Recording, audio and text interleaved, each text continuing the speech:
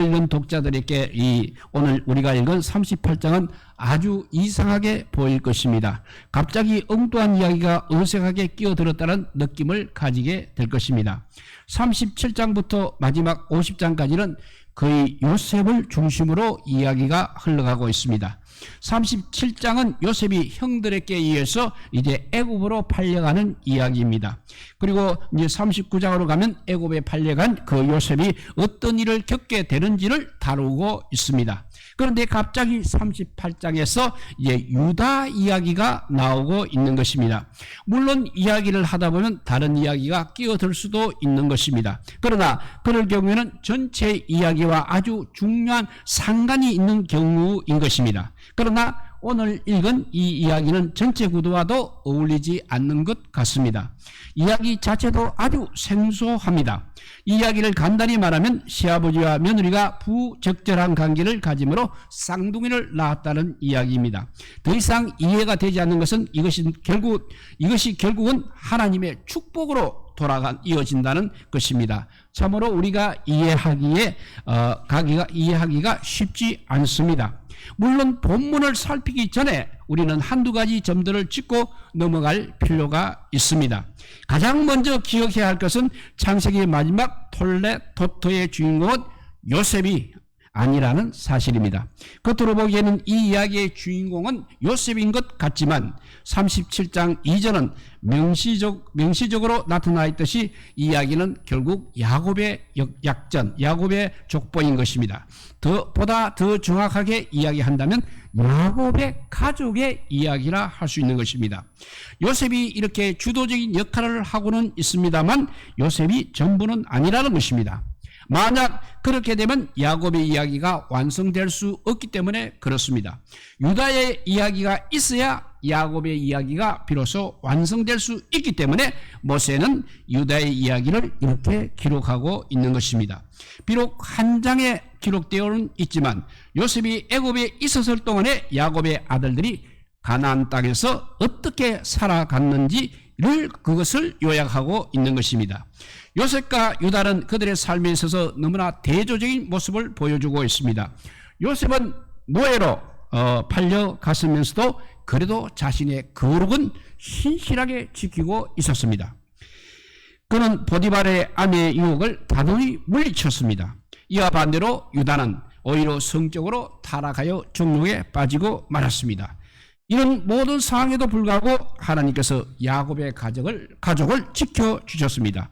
그리고 그 지켜주시는 방법이 참으로 놀랍다는 것입니다. 왜냐하면 하나님은 연약한 한 이방 여인을 통해서 그 일을 하셨기 때문인 것입니다.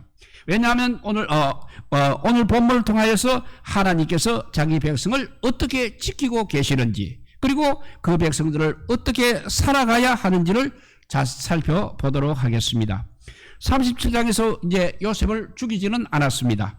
애굽으로 팔도록 그렇게 주도적인 역할을 한 사람이 바로 유다이라는 것입니다. 장자인 루벤은 그 당시 형제들에게 지도력을 잃고 있었던 것입니다. 그래서 이제 유다가 장자의 역할을 하게 된 것입니다. 유다는 요셉을 팔고 나서 더욱더 더 악한 길로 걸어가게 되었습니다. 만약 하나님께서 유다를 지켜주지 않았다면 유다는 약속의 축복에서 완전히 제외되었을 것입니다. 첫째, 유다는 자기 형제를 떠났다고 했습니다. 여기서 떠났다는 문자적인 의미는 내려갔다는 것입니다. 이것은 말 그대로 내려갔다, 타락을 의미하는 것입니다. 유다의 재앙은 하나님의 거룩한 공동체로부터 이제 떠나는 것에서 시작이 되었다는 사실입니다. 형제를 떠난 유다는 아둘람 사람 히라라는 새로운 친구를 사귀게 되었습니다. 아무도 이 히라가 가나안 사람 수아라는 자의 딸을 소개시켜 주었을 것입니다. 그래서 유다는 그 여자 수아의 딸과 결혼을 하게 됩니다. 오늘 본문에 보게 되면 보고 그를 취하였다라고 되어 있습니다. 이것은 하와가 선악과를 따먹었을 때 사용되었던 표현인 것입니다. 그는 순전히 육체적인 모습에 이끌려서 가나안 여인을 이제 자신의 아내로 취한 것입니다. 유다는 또 수아의 딸에게서 3명의 아들을 얻게 되었습니다.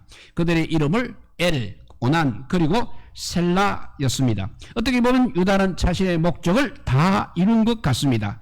유다가 왜 형제를 떠나서 가나안 땅으로 갔겠습니까? 쉽게 말하면 보다 잘 살기 위해서 그렇게 갔던 것입니다. 가서 유력한 친구도 사귀었습니다. 예쁜 여자도 얻었습니다. 3명이나 되는 아들도 얻었습니다. 아이들이 어렸을 때 유다는 자신의 악한 선택에 대해서 정말로 만족을 했을 것입니다. 셋째를 낳았을 때 그가 살았던 곳이 바로 거십이라고 했습니다. 거십이라는 말은 거짓이라는 뜻입니다. 유다는 직접 다말이라는 여자를 골라서 큰아들 엘에게 주었습니다. 그러나 유다의 번영은 오래가지 않았습니다. 가나안 여인과의 결혼으로 그는 자녀 교육을 제대로 시키지 못하였던 것입니다. 성경에 명확하게 그 자세한 내용은 나와 있지는 않습니다만 장차 엘이 얼마나 큰 악을 행하였던지 하나님께서 직접 죽여버렸습니다. 여호와의 목전이라는 표현에서 우리가 유추해보면 그는 하나님 앞에서 경배할 때 큰 죄악을 범한 것 같습니다. 하나님께서 직접 죽이는 경우는 그렇게 많지 않습니다. 엘은 여호와 하나님의 진노를 촉발하였던 것 같습니다. 하나님은 그에게 회개의 기회도 주지 않고 즉시 자신의 진노를 엘에게 쏟아 부으셨습니다. 그리고 그 다음에 오난의 범죄는 보다 구체적이었습니다. 형이 죽자 유다는 아우 오난으로 하여금 형수를 아내로 취하게 하였습니다. 당시 법에 따르면 형이 죽었을 때 아우가 형수를 아내 삼아서 형의 대를 잇게 하도록 하기 위함 때문이었습니다. 그렇게 함으로 형수가 그 집안에서 보호를 받을 수 있었던 것입니다.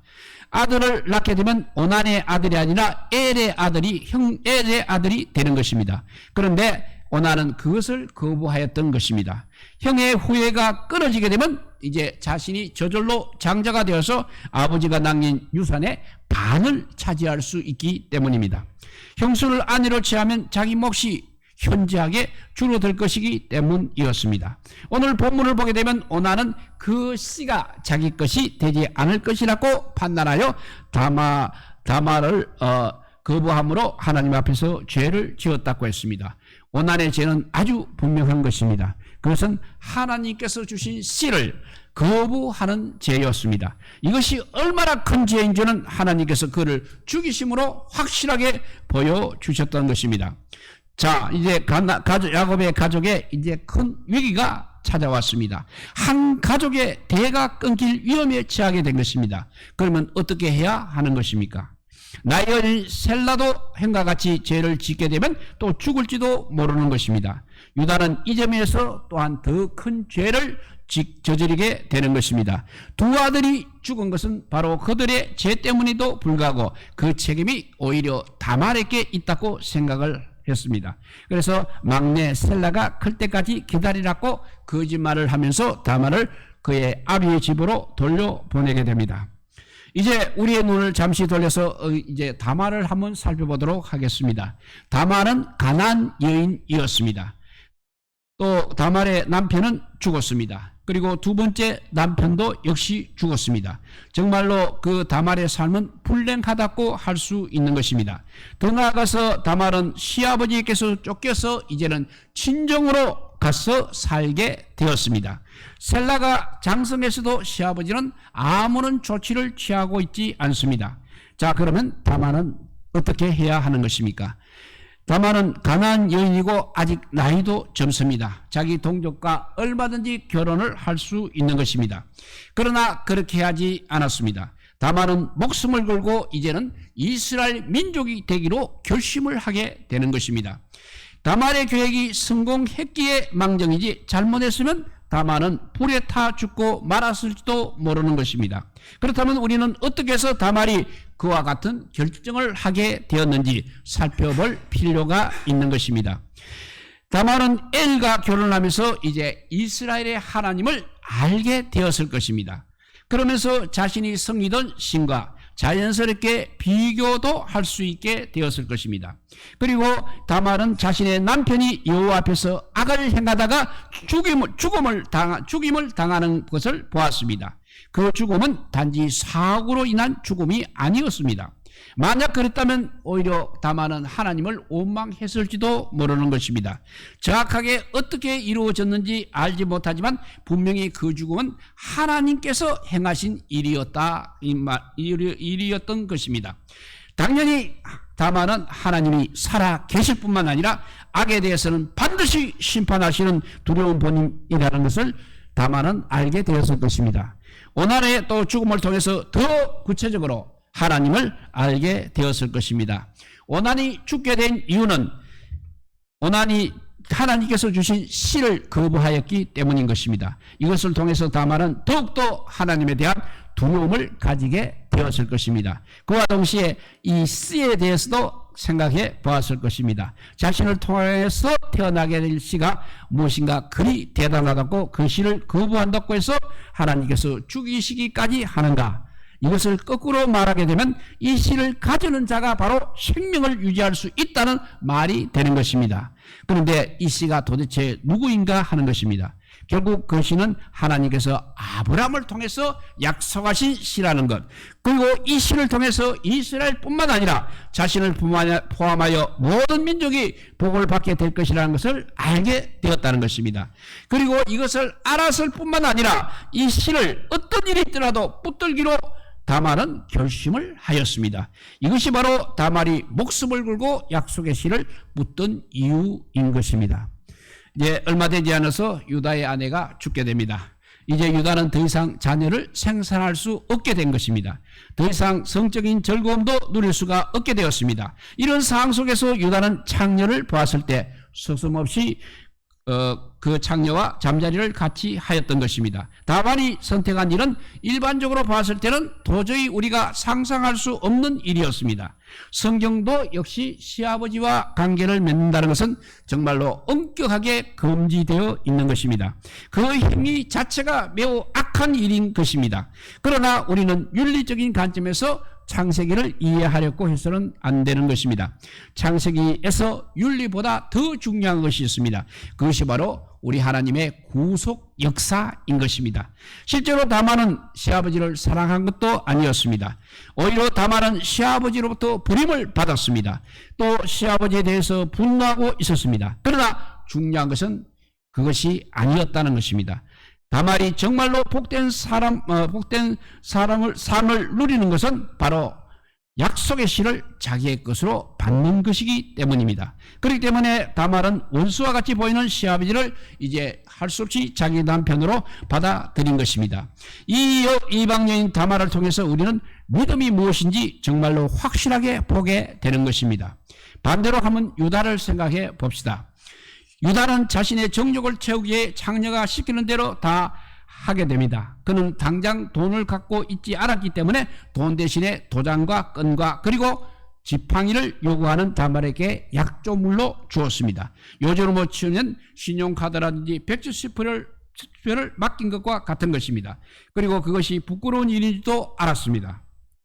유다는 창녀가 그 마을에 없다는 소식을 듣고 이제 그 여자를 찾는 것을 포기했습니다. 그는 그저 자신이 한 일이 조용히 그렇게 넘어가기만을 바라고 있었습니다. 얼마 후 다말이 잉태하였다는 소식을 듣게 되었습니다. 그 소식을 듣고 유다는 화가 나서 다말을 불태워 죽이려고 하였던 것입니다. 이 얼마나 뻔뻔스러운 유다의 모습입니까? 이런 유다에게 다말은 유다가 맡긴 지팡이와 도장을 던지면서 자신의 결백을 주장하는 것입니다. 그것을 본 유다는 나보다 그녀가 더 어렵다고 그렇게 말을 했습니다. 유다가 잘못한 일은 셀라를 그에게 주지 않은 것이었습니다. 만약 유다가 셀라를 계속 주지 않았다면 다말은 영영히 이스라엘 백성이 될 수 없었을 것입니다. 유다는 다말의 신앙을 통해서 자신을 깊이 성찰했을 것입니다. 다말을 통하여서 약속의 씨를 보존한다는 것이 얼마나 중요한지를 깨달았을 것입니다. 그리고 이방인인 다말 앞에서 한없이 부끄러웠을 것입니다.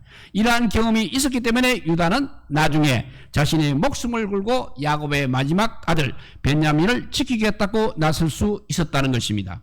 그리고 최종적으로 요셉이 아니라 유다의 가문에서 약속의 신 그리스도가 태어나게 된 이유가 바로 오늘 본문에 있는 것입니다. 오늘 본문은 이삭의 경우와 마찬가지로 유다가 다말을 통해서 베레스와 셀라라는 쌍둥이를 낳았다는 이야기로 마치고 있습니다. 이제 말씀을 정리합니다. 우리는 마태복음 제1장의 족보에서 4명의 여인을 보게 됩니다. 그 중에 첫 번째 여인이 바로 오늘 38장에 나오는 다말입니다. 다말은 나머지 여인들의 그림자가 되는 것입니다.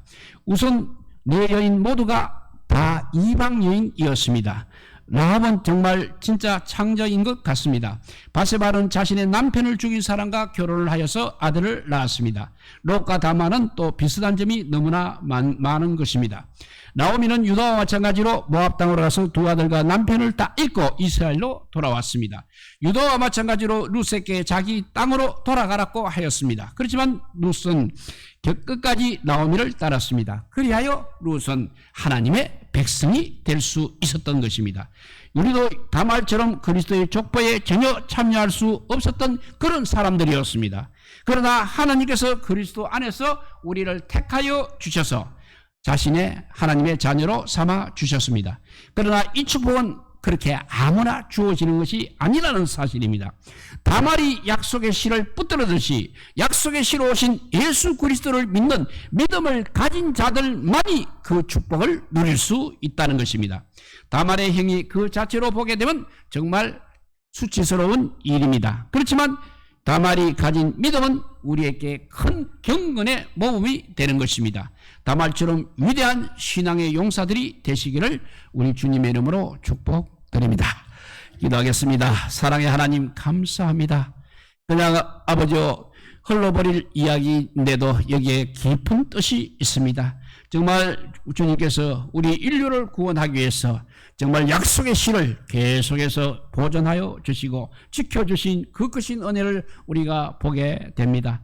그래서 예수 그리스도까지 이루게 하여 주시고 우리는 예수 그리스도의 자녀가 되어서 아버지 그렇게 하나님 나라의 백성이 되게 하여 주시니 더욱 감사합니다. 이 큰 은혜 아버지와 항상 감사하며 믿음의 생활을 하는 우리 모두가 되게 하여 주시기를 간절히 빌고 오나올 때 우리 구주 예수 그리스도 이름으로 기도드리옵나이다. 아멘.